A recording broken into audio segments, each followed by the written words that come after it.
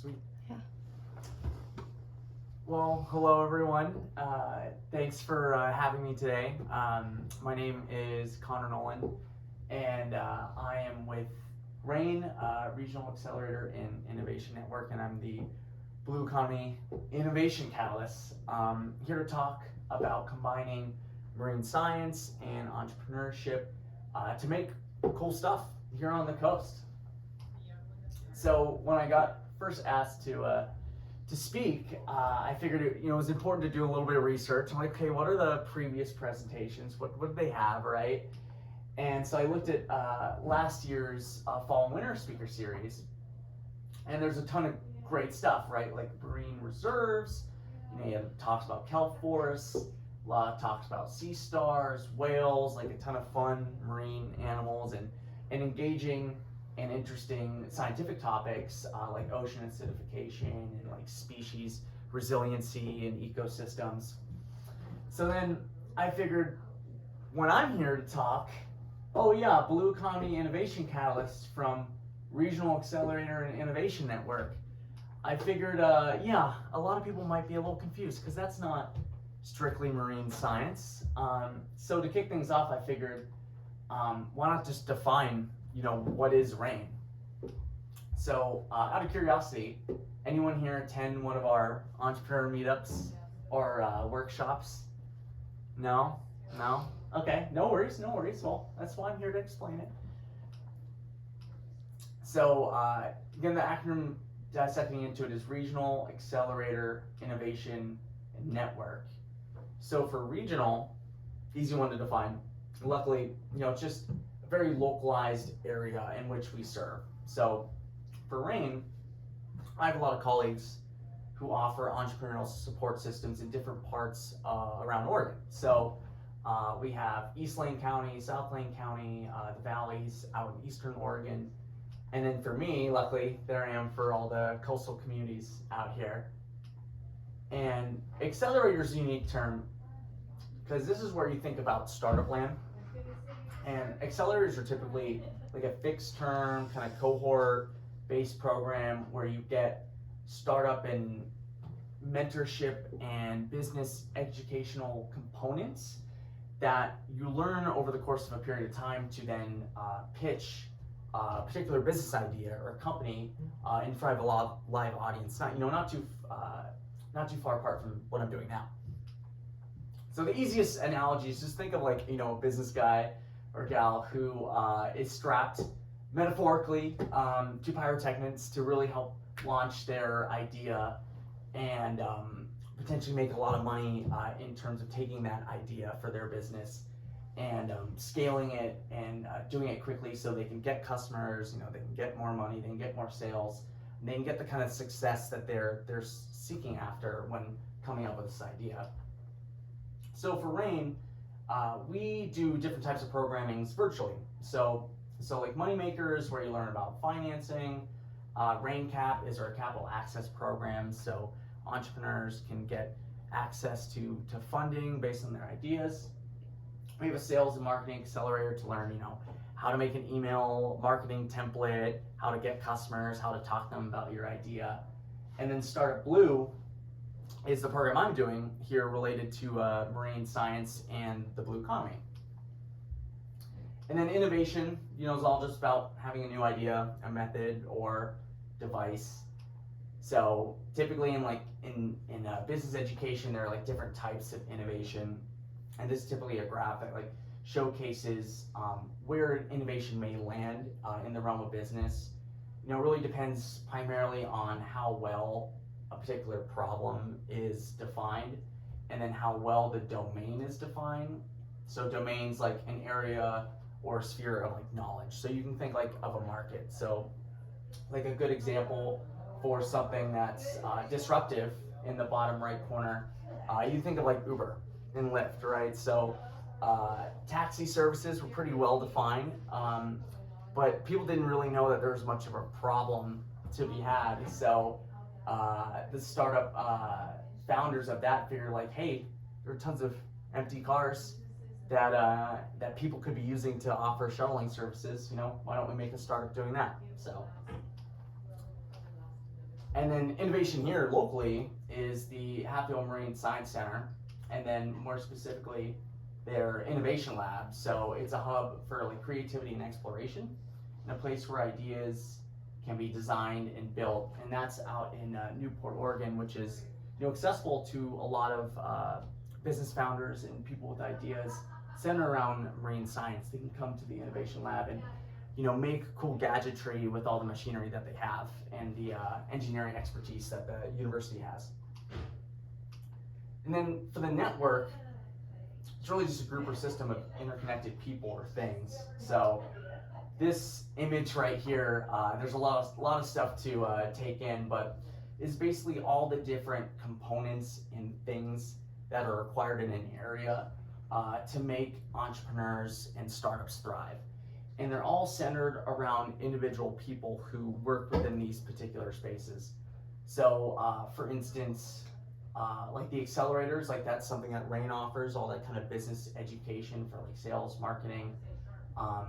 In terms of like research lab, like Hatfield and Marine Science Center, the makerspace is another type of asset that can be provided to help entrepreneurs. And you can go through different people who have access to money, different types of organizations that connect people, very much like the Cape Perpetua Collaborative, like bringing local individuals and people from afar to like engage in marine science. And from there, really, that's kind of where the catalyst part of this all comes together, where a lot of my job really is just to kind of network and meet people and like bring people together. So like this, for instance, was a meetup we hosted with some commercial fishermen kind of talking about hake season and talking about some of the cool gadgets that they had in mind for their own businesses. We had the Aquaculture Association conference down in Salem, where you had a bunch of people from like the public and private sector talk about like how can we make Oregon a place where we can foster innovation around aquaculture, helping people wanting to build tanks and spaces. How can we bring them here to like start their own businesses?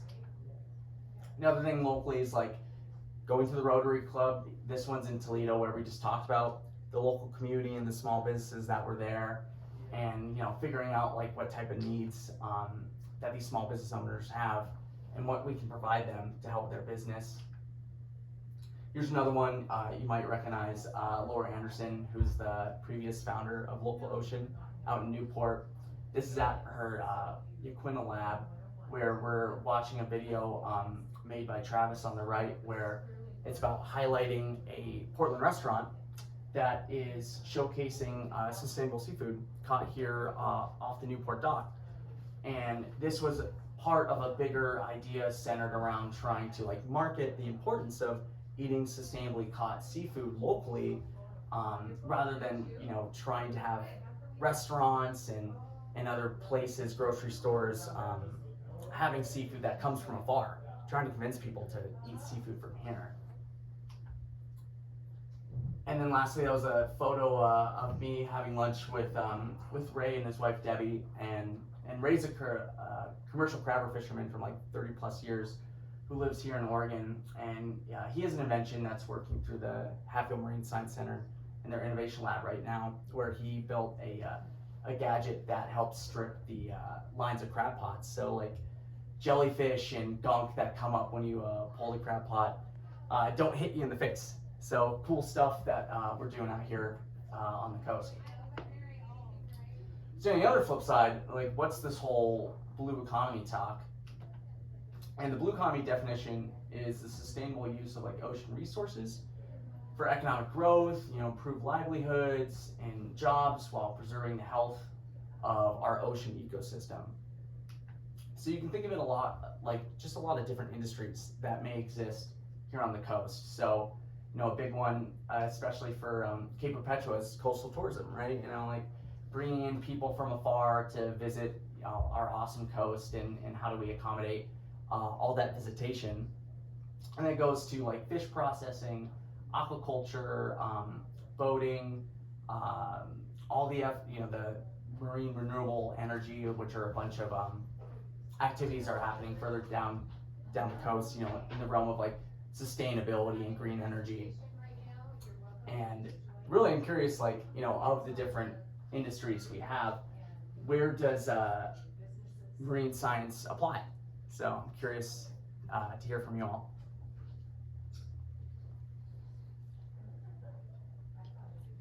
Yeah.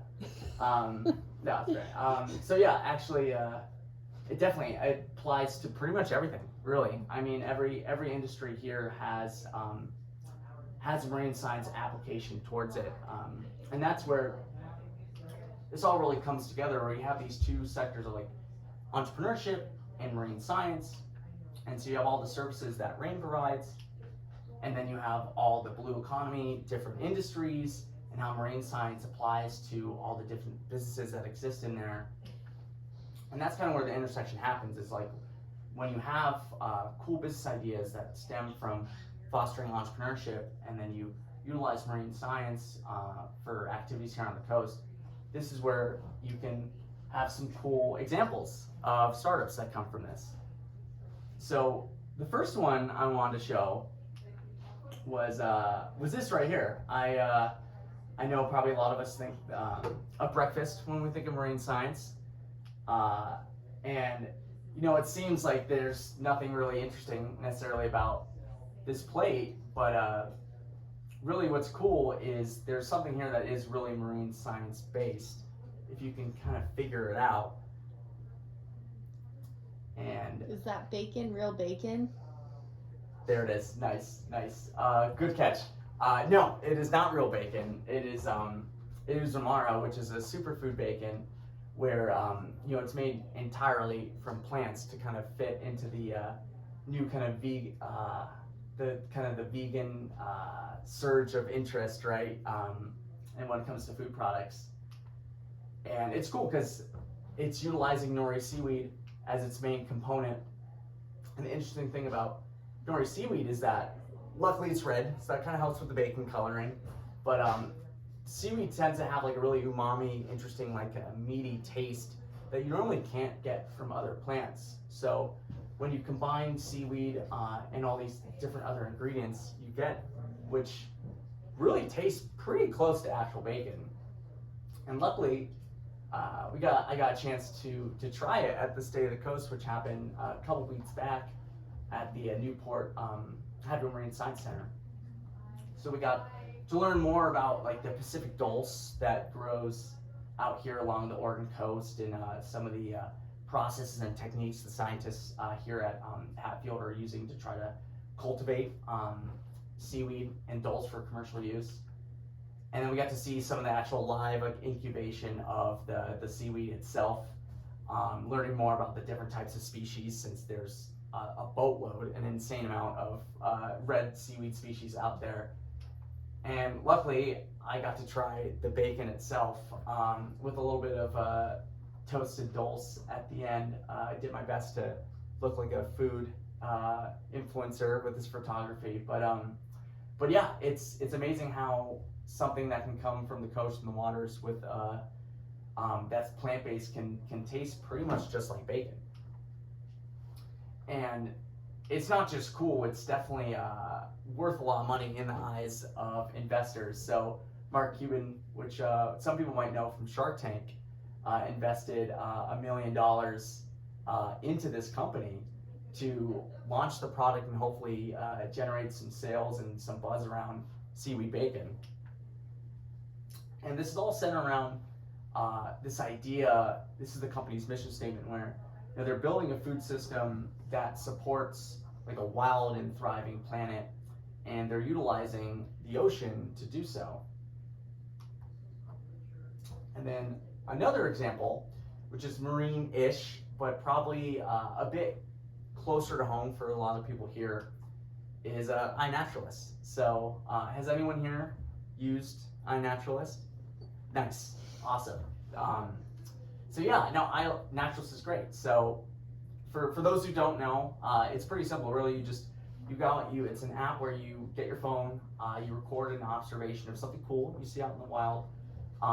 You post it on the app, and you get to share it with other users and naturalists, and really just kind of chat and build a community around the cool things that you're finding out in nature. And this is what the interface looks like for those who haven't used it yet. You can go, find and observe a particular type of plant or species. You get to see what the app and its technology in terms of identifying what that species may be to kind of get you a better sense of what it is. And then you get to categorize and collect all these cool findings that you have and share that locally or statewide or with a bunch of friends and family members and interested naturalists across the country. And so I've definitely used it before. Mushrooming, this is some boletes that some friends and I found down in Port Orford. So it's definitely got some use in terms of foraging. But what I like about the app is that they've come to understand some of the cool things that it can provide. So it can keep track of a lot of these records, which are important to scientists. You yourself can become a citizen scientist, so you can interact with what's around you and kind of engage in that scientific learning that you might not be able to if you haven't gone to school for it. And then you can use all these data points to kind of build that community and help professors and researchers understand more about the environment. And it's interesting to kind of know really where this came from, where it began just as a research project at UC Berkeley from 3 grad students.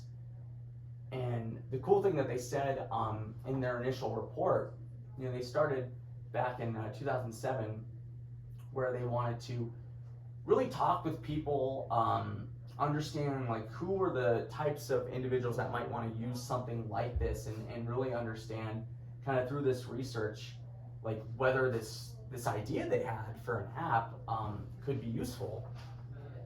So the needs assessment is kind of the actual official term that's used to mean that you're talking to potential customers.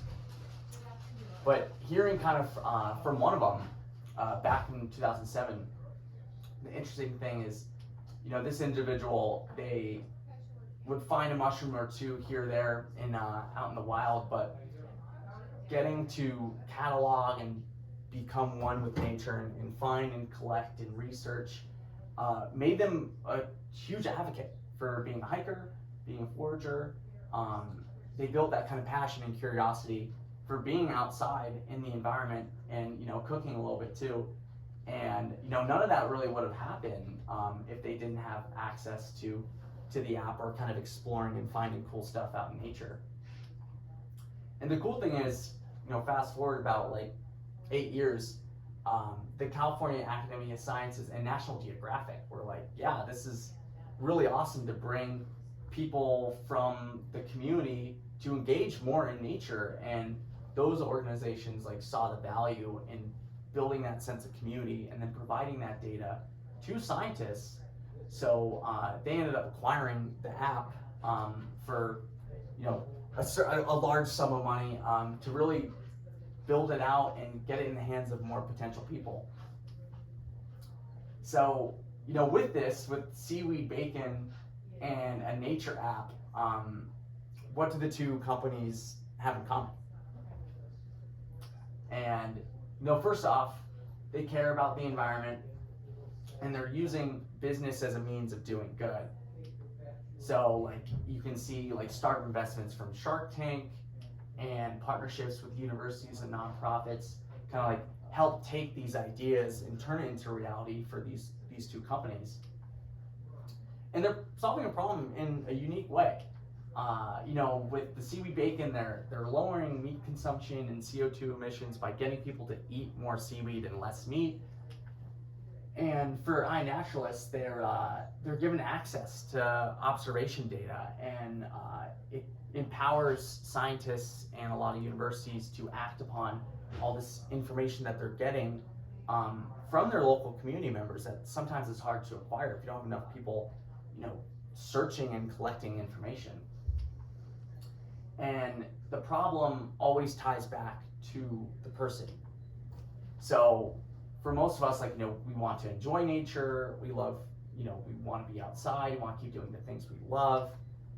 We want a sense of belonging. So very much with iNaturalists, a lot of fellow people who like going outside, having an app and a community of fellow naturalists like really ties them together and feel, as like they're part of something. And we always want to be part of something bigger than us. So being part of a big community of environmentalists, trying to help the food system and trying to like lower our meat consumption and lower CO2 emissions and help fight climate change. Like these are all things we care about, and these two companies kind of helped us find a means of like engaging in the things that we love. So I'm curious to hear more about everyone here in the audience. Like, why is the ocean important to you? And then, what about marine science interests you? And what problems that our ocean faces frustrates you the most? And with that, how can some of your favorite marine science topics, how can they solve those problems that you care deeply about? And when you kind of think through these questions, you're doing pretty much exactly what the founders of Umaro and iNaturalist did when they started, just figuring out what are the problems that they really care about and how can they use marine science to solve them. And when you combine your love for marine science and your problem solving skills, that's when you can start creating cool stuff and help the coast and help the environment through cool startups. So thanks everyone. And yeah, I'm happy to answer any questions you may have.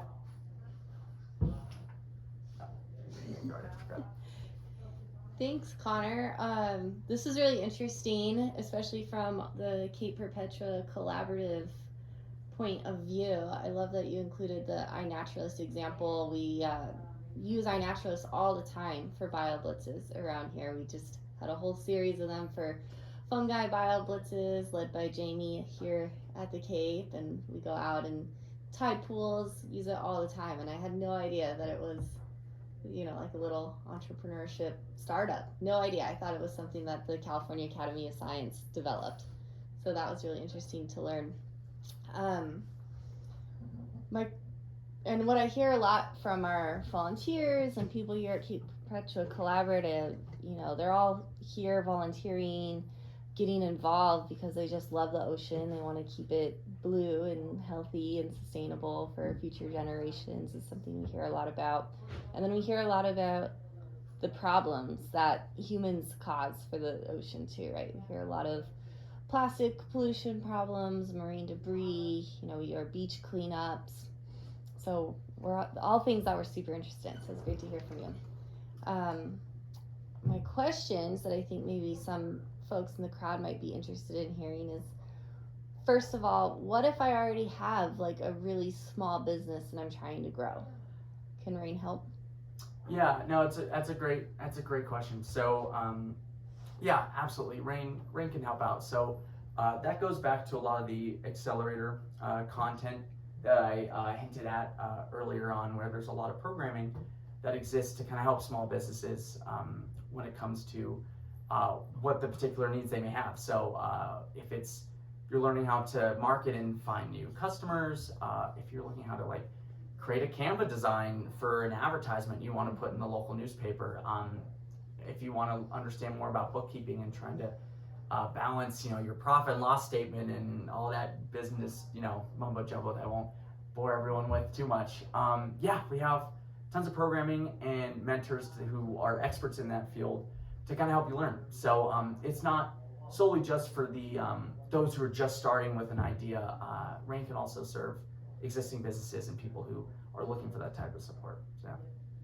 And what if I already have a nonprofit or a nonprofit idea? Does the Rain help with nonprofits too?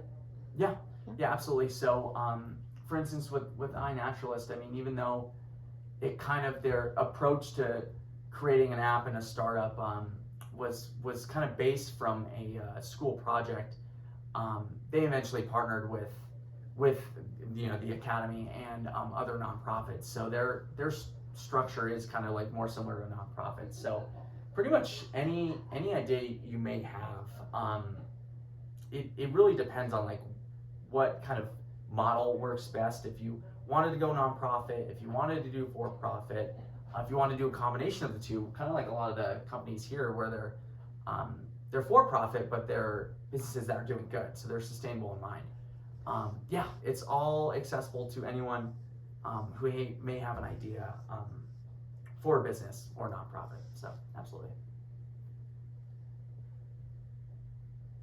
Well, yeah, thanks so much, Connor. Yeah, absolutely. Thanks everyone. So.